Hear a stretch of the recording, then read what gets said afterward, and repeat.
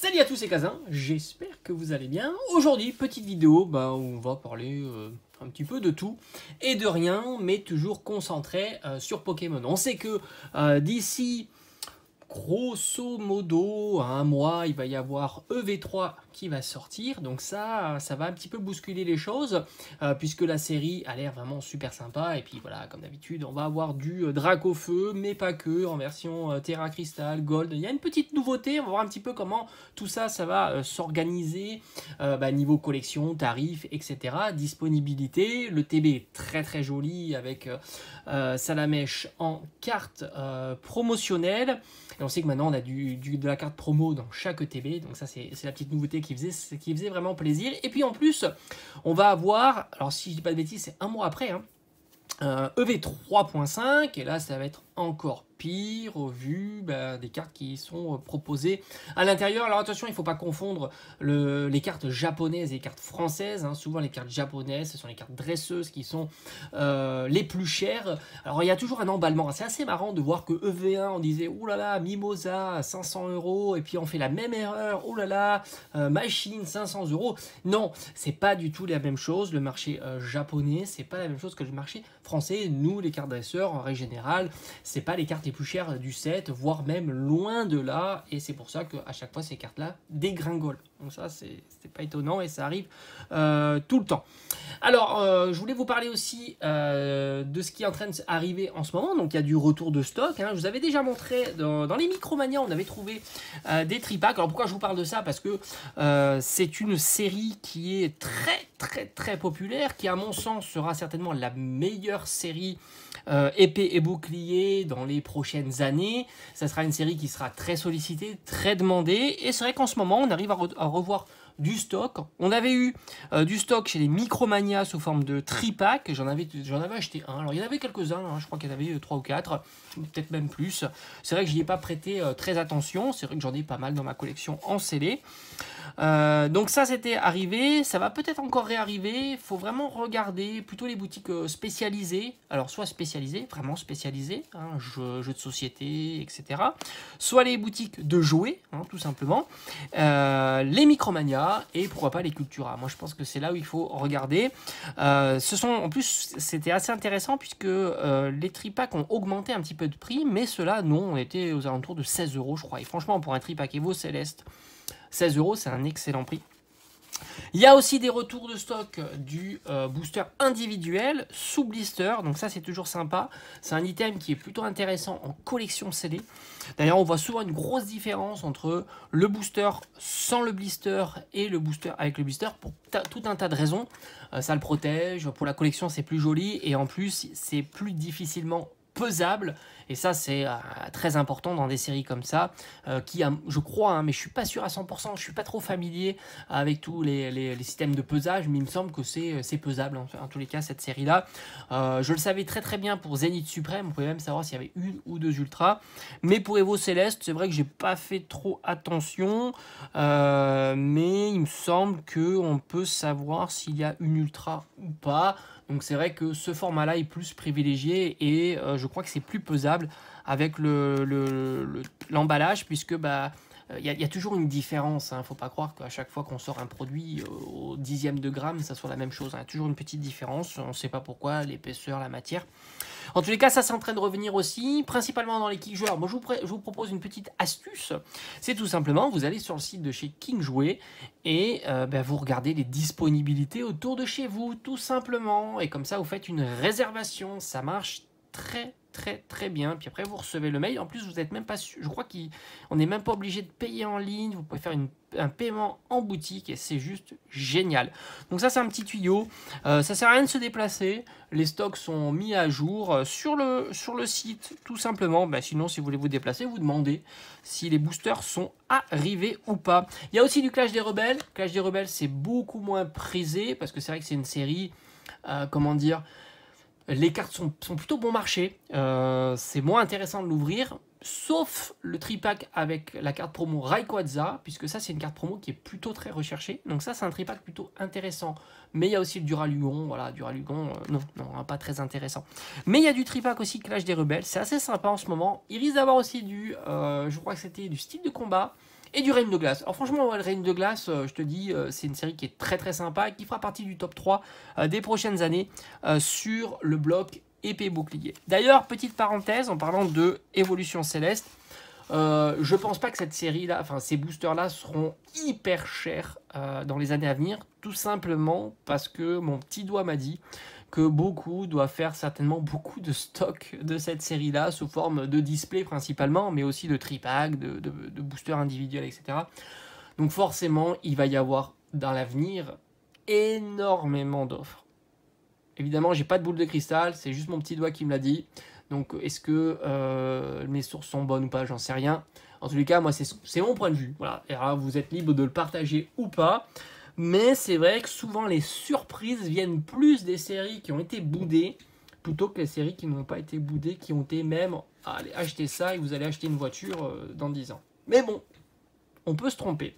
D'ailleurs, rappelez-vous de XY Evolution que personne voulait et à tel point il a été déstocké. J'ai même pu avoir des blisters rigides à 2,50 € le booster. Donc voilà. Que là, je crois pas que ça, on verra de la promotion sur ces boosters-là, puisque principalement, ça part comme des petits pains. Et voilà, donc tout le monde le sait. Et puis en plus, il y a du restock au fur et à mesure. Ça, c'est assez fou. On a du restock, du restock, du restock. Alors on ne sait pas, peut-être l'année prochaine, dans 2 ans, dans 3 ans, on aura encore du restock. Alors ça va partir vite, hein, parce que c'est une série qui est formidable, hein, avec les cartes qui sont très très chères, etc. Ça partira vite s'il y a du restock. Ça, c'est sûr. Mais ça alimentera tout le temps la demande des petits boosters Evo Céleste. Un petit peu comme on a vu avec Légendes Brillantes. Hein, d'ailleurs, Légendes Brillantes, c'est une série qui était recherchée, puis beaucoup moins. Et puis là, maintenant, ça se situe une série qui n'est pas si recherchée que ça. Les cartes sont bien diminuées et on est tranquille. Même les petites brillantes Jirachi, ça vaut même pas 10 €. Donc voilà, on est tranquille. Donc à voir sur Evo Céleste comment ça va évoluer. Mais c'est pas... Alors franchement, un booster Evo Céleste, j'imagine pas, quand on le trouvera plus en boutique, être en dessous de 20 ou 30 €. J'imagine pas, au vu de ce qu'il y a à l'intérieur de la série. Vraiment, uniquement au vu de ce qu'il y a à l'intérieur de la série. Après, peut-être que je me trompe. Mais en même temps, je vois pas les boosters à 200 €. Voilà. On verra si je me trompe. En tous les cas, voilà, ça c'est intéressant de mettre ça en vidéo à cet instant T donné pour voir un petit peu si je me trompe ou pas. En tous les cas, c'est qu'un avis. Et ça n'engage personne. Hein, voilà, c'est que moi qui pense ça. Maintenant, on va continuer. En ce moment, je suis en train d'organiser ma collection avec ces petits classeurs que j'achète. Voilà, je suis très content. Ça coûte même pas 20 €. Certains sont à moins de 20 €. Il y a 50 feuilles, donc je suis en train de tout réorganiser. Comme je vous présente un petit peu, ce que je suis en train de faire, j'essaye de faire, c'est d'organiser par rareté. Voilà. Donc j'avais commencé à classer, par exemple ici, alors c'est assez compliqué, j'ai mis un petit peu d'holo, j'ai mis un petit peu de radieux, après j'ai mis ici les VMAX, après j'ai continué avec les V, après j'ai mis les V-Star, donc ça me prend pas mal de place, donc il me faut pas mal de classeurs, donc je vais recevoir tout ça, je vous présenterai tout ça sur la chaîne. Je sais qu'il y en a beaucoup qui me demandent de leur montrer ma collection en entier, donc c'est assez grand. Ça c'était le premier classeur que j'avais, donc je l'ai un petit peu vidé, et je suis en train tout ça de trier. Donc ce que je vais faire, c'est que je vais mettre aussi les full art et puis après les cartes plus anciennes, les rainbow, etc. Donc ça nécessite, après c'est des classeurs, il y a 50 feuilles, il y a 900 compartiments, je ne veux pas mettre les 900, j'ai pas envie que ça soit bien abîmé, j'ai pas envie que ça soit surchargé, donc c'est pour ça qu'il me faut plus de classeurs comparativement à la capacité qu'ils peuvent tenir.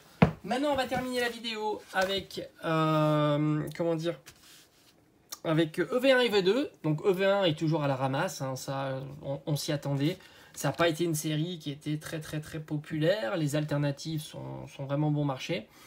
Mais elles descendent pas, ça on peut le dire, parce que moi j'aimerais bien avoir la petite d'Eden. Alors je dis d'Eden, mais en fait c'est Corédon. Ouais, c'est Corédon alternative. Moi c'est pour la d'Eden hein, qui m'intéresse. J'ai un petit classeur d'Eden qui est fantastique. EV2, bon bah EV2, sans surprise, Magikarp, c'est la carte de la série. Et je pense pas qu'elle sera détrônée. Voilà, bon, évidemment, tout ça c'est un point de vue personnel. Hein. Après, vous êtes libre d'écouter ou pas ce que je dis. Je pense pas qu'elle soit détrônable, mais elle est quand même très chère. Elle est à plus de 100 €. On peut même imaginer entre 100 et 150 €. c'est une carte qui est quand même très très chère et je pense pas l'avoir grimpé plus haut que ça parce qu'il faut pas non plus exagérer. C'est une carte qui est une simple AR, donc qui est quand même pas si difficile entre guillemets à avoir comparativement à d'autres raretés. Et sans surprise, beaucoup d'alternatives dites normalement chères sont en train de se casser la figure. On les trouve à moins de 30 euros. Le Tyrannosif est tout doucement en train de monter aussi, comme le Reichu. Ça a l'air d'être les cartes qui risquent de faire partie du top 3. Machine, j'ai pas été voir, mais bon, je pense que ça va faire un petit peu comme Mimosa. Voilà, j'ai fait le tour de tout ça, hein. Donc pas mal de choses en tous les cas en ce moment.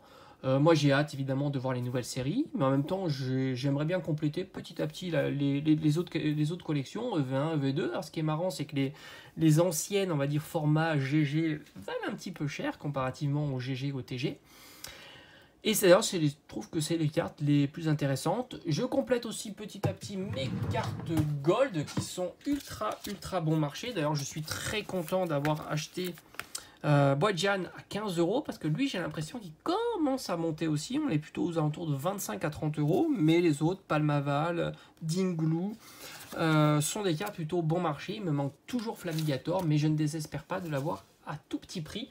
En ce moment, on peut le trouver en moins de 20 euros, c'est trouvable.